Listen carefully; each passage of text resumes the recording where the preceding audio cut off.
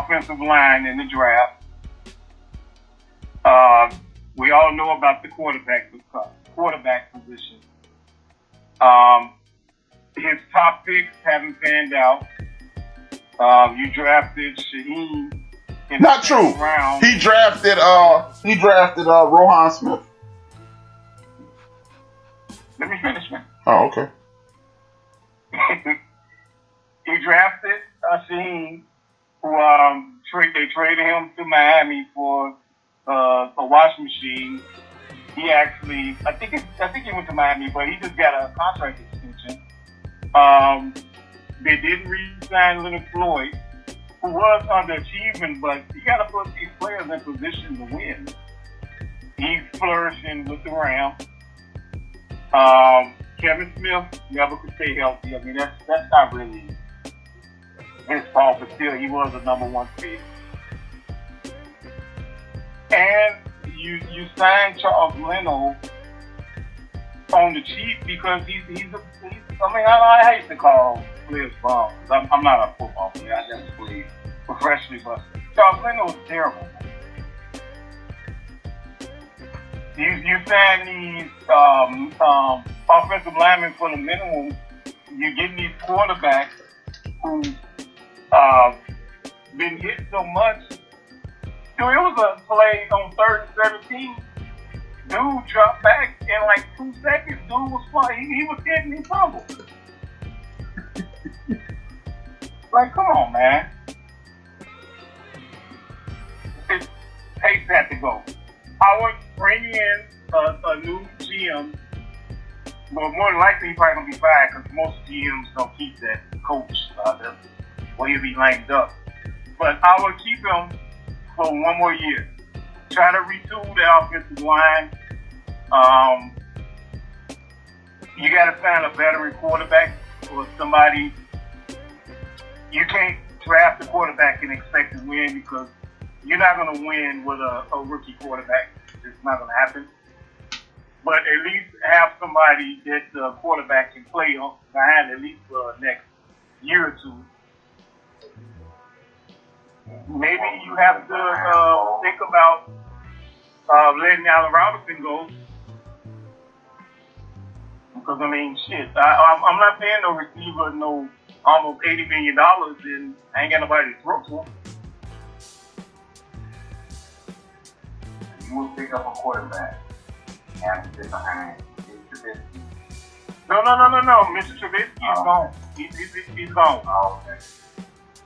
It's going to be hard for them to get rid of Foles next year because of his cap hit. So you have to sign, maybe get another veteran in, maybe Cam like a 1 year, maybe $10 million deal. See what he can do. You got to draft the quarterback and let him play behind these cats. But no, I wouldn't get rid of that. It's just a small opinion, I wouldn't.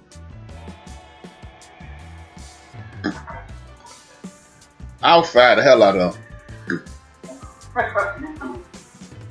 The reason I fired Matt Nagy is I know it's just one play, and I'm not going to overreact over one play because that's just stupid.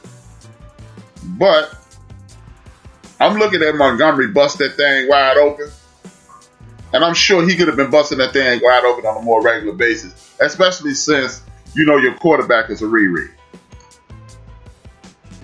Quarterback, when you are dealing with a offensive line that doesn't pass block well, the best remedy for that is to run the football. And he hasn't adjusted to that. And they keep trotting out these also rans, but I'm just like, hey man, I'm sick of it. It's time to hit the reset button. You might as well trade everybody and hit the reset button. Keep Smith. No. It will be. As a Bear fan, I don't want to see them hit the reset button again, man. Dude. Because you're going to go through these other years of this 4-12, 5-11. I don't want to see that shit, man. I don't want to see a rebuild. I want to see a retool. Okay, let's start at the top. Let's start at the top of the food chain. They have a decent wide receiver group. Okay. They have a decent linebacker group. Granted, Roquan Smith is probably going to be paid in the next couple of years. What you call it? I forget his name. Levatin. He's up there in age. And Robert Smith, I'm still not understanding what was the purpose of that time. Okay. Now, let me ask you this. If you got, let me think. The dude who you said is a serviceable quarterback. If you add Mr. Serviceable Quarterback to this team next year, what do you see them at? I see them at least 8-8. Which is a worthless season. Hey, it's better than they finna finish, 5-11? But you're still not making the playoffs. Hey, man, but it's safe. I'd rather be 8-8 than 5-11. Seriously, bro? If you don't make the playoffs, you could be. If you don't make the playoffs, you may as well be 0-16. Why would you want a team to go 8-8 for the next 2 years? They probably will get them in that extra playoff spot. I'm just saying, in a typical year, it's possible. Okay, in a typical year, let's look at this. Let's look at this in a typical year. In a typical year, two of those teams in the NFC East would be better than they are. In a typical year, the Minnesota Vikings and the Green Bay Packers would be better than they are. In a typical year. Okay, I understand what you're saying. I don't understand, but why would you want your team to always do this rebuild shit, man? Because why? Okay, what's the difference? The Chicago Bulls formula in reference to that, man. Okay, so you want to be 8-8 into perpetuity? The NFL is totally different from the NBA. You can rebuild with the NFL. Okay. Who would you put at quarterback so they can make the playoffs next year? I mean, I don't know. I don't know who's available next year. So I have to think about that. The people who are available are people like the boy from Baltimore, who won the Super Bowl. Joe Flacco, Dak Prescott, Jameis Winston, the boy from the Saints, number 7 or whatever it is, Jameis. Derek Carr more than likely will be available. None of those guys are difference makers.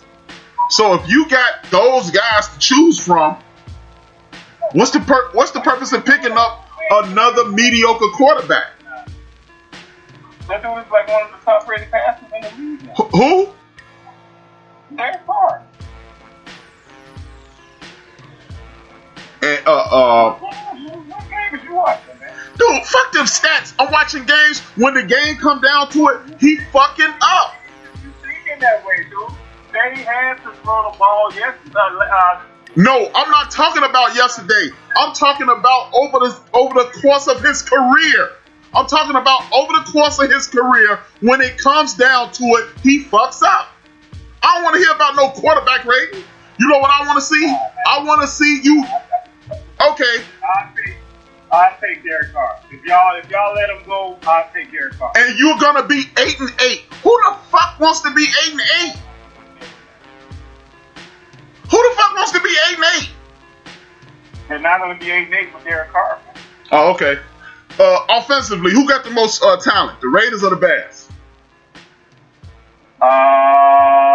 Well, you got a number 1 receiver in the rug. Yeah, Aguilar, who could be the comeback player of the year. You got Jacobs.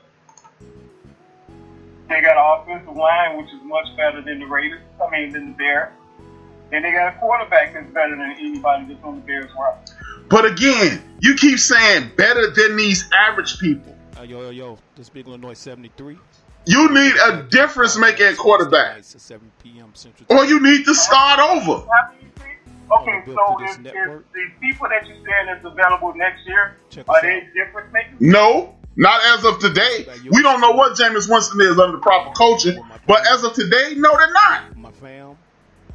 Okay, but my question to you is, which you're not answering, man. Why would you want your team to go through this rebuild shit, man? Because it's time to rebuild. It's time to get rid of that dumbass coach. You want me to answer or you want to keep interrupting me? Retool, man. Get rid of this dumbass coach. Get rid of them piss poor offensive linemen. Get rid of this mediocre receiver corps. Well, receiver corps is cool. Get rid of this mediocre quarterback staff. And the defense is aging by the moment.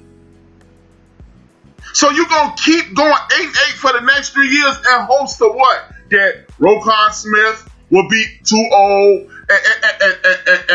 and Mac will be too old and so forth and so on. This sounds like the Dallas Cowboy formula.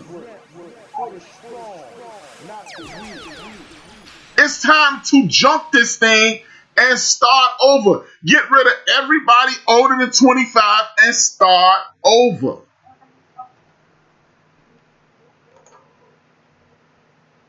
I don't want Derek Carr as my quarterback if I'm the Bears. Because if he's not killing it, I'm talking about if he's not in the MVP conversation with one of the best offensive lines in football, what is he going to beat with a mediocre offensive line?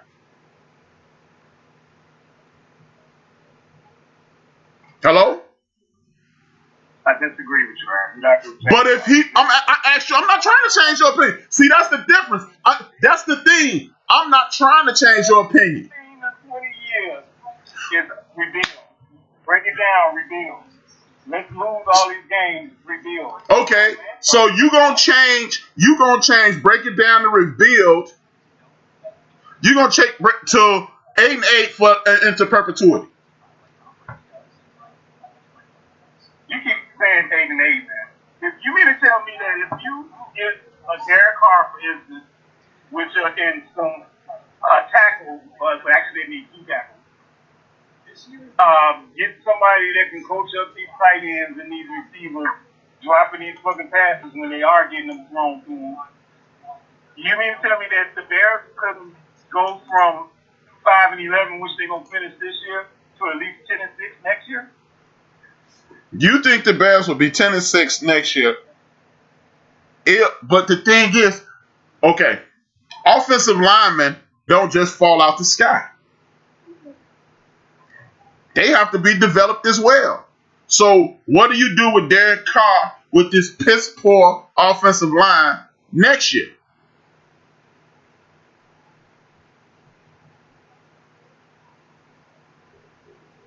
It's not going to be the same offensive line.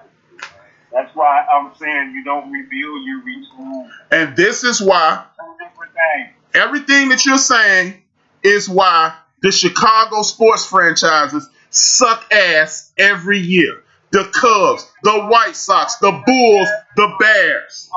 Basically, when they don't retool, they rebuild, man. This is why I am 50 fucking years old and I have never seen a Pro Bowl quality quarterback in this fucking city.